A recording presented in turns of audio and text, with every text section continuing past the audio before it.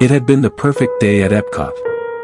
The kind of day that made the sun feel warmer, the music brighter, and the crowd somehow less chaotic.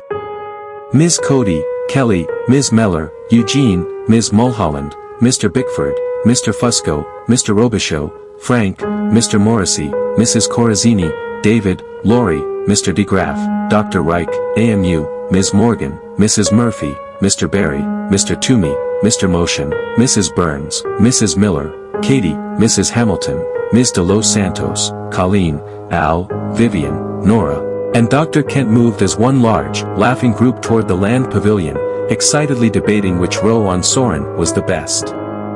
They joked their way through the queue, teasing each other about who would panic when their feet lifted off the floor. Everything felt normal, comfortably familiar, until the doors to the pre-flight video slid open.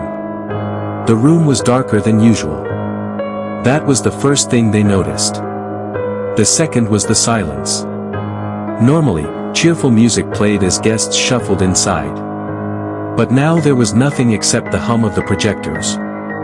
Then the screen flickered on. Patrick Warburton didn't appear. Instead, a static-filled view of the hangar swam into focus. At first, it looked like a glitch, until a shadow crossed the camera, long, thin, moving wrong, like a marionette pulled by uncertain strings. Kelly whispered, "That's not part of the pre-show." The figure paused at the center of the screen, though its features were blurred by noise. It raised a hand, not in greeting, but slowly, shakily, like it was pointing at someone in the room. Someone in their group.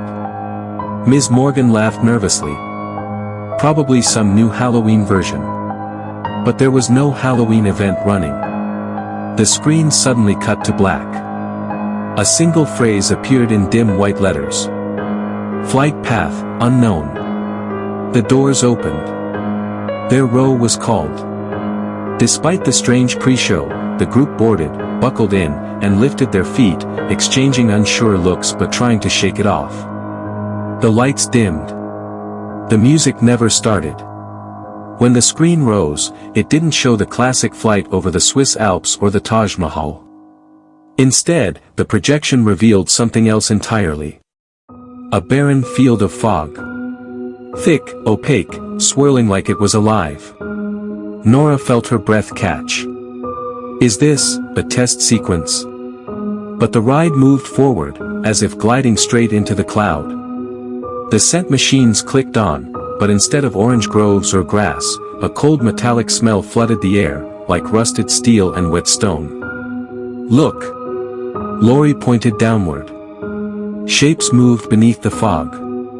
Tall figures. Too tall.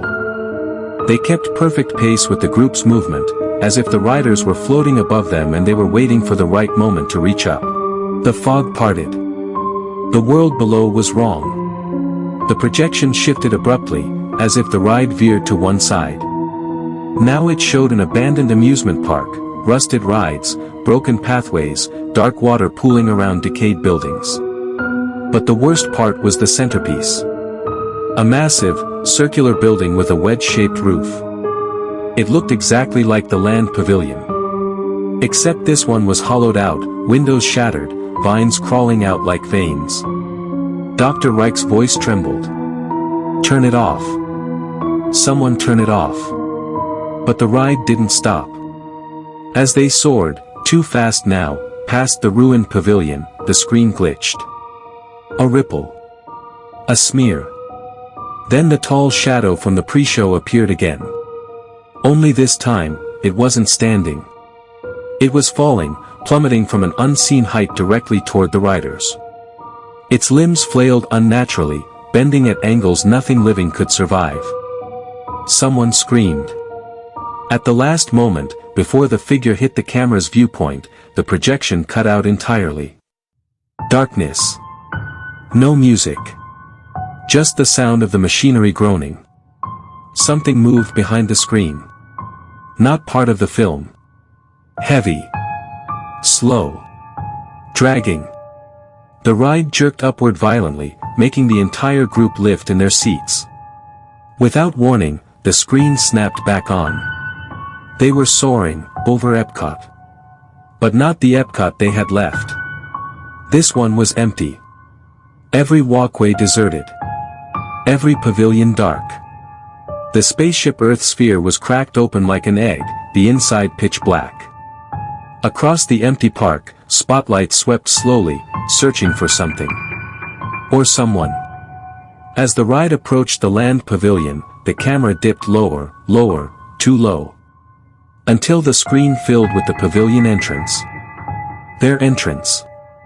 Every member of the group saw themselves standing there in the projection, frozen, silent, staring straight ahead with blank, dead expressions. None of them breathed. None of them blinked. And behind their projected doppelgangers, a tall, thin shadow loomed. The screen dropped. The lights came on. Everything looked normal. But the group was silent as they unbuckled and stepped off. No one spoke until they reached the hallway. Ms. Meller turned back to glance at the empty loading platform. And saw the shadowy figure standing right where she had been sitting moments before, tall and wrong and waiting. The doors slid shut before she could scream.